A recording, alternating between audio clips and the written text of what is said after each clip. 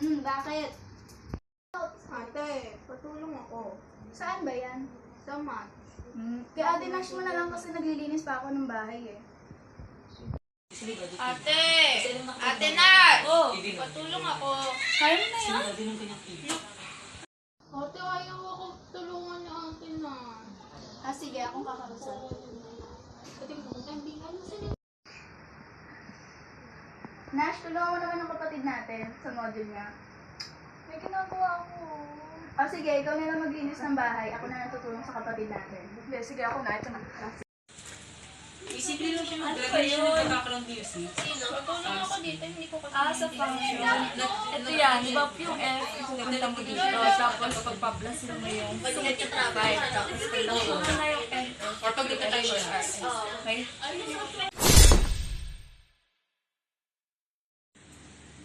Uy anak, nag-chat yung tita mo, dadating sila.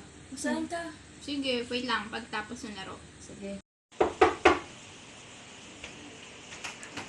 Hi, tita. Hello, inaanak. Ang mami mo? Nandun po.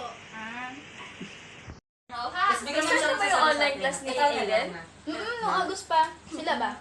Last week lang sila nag-start. Di ba hindi tayo Dami na nilang ginagawa.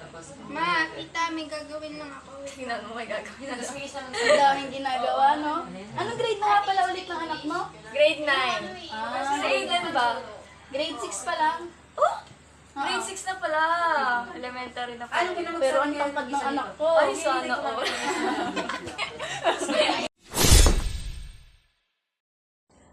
Mag-face to face na daw sa January ah. Hindi ko nga alam eh. Hindi ko nga alam kung paano talaga. Oy, mga sis, anong pinag-usapan niyo? Wait lang. Sa face-to-face, Isa. ano. Sige.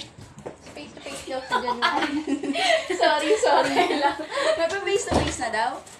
Sabi, hindi ko nga alam. Pero nung May dala akong pagkain. Ay, sige. sige. Ano yung Bigay ng pinag-usapan? kaibigan mo?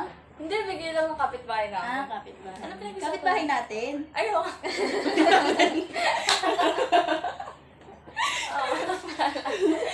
Ano pinag-usapan niyo? Yung face to face nga. Tuloy ba daw yun talaga? Ay, hindi ko alam. Kasi sa aming college, hindi ko pa alam eh. Kasi sabi nung... College ka na?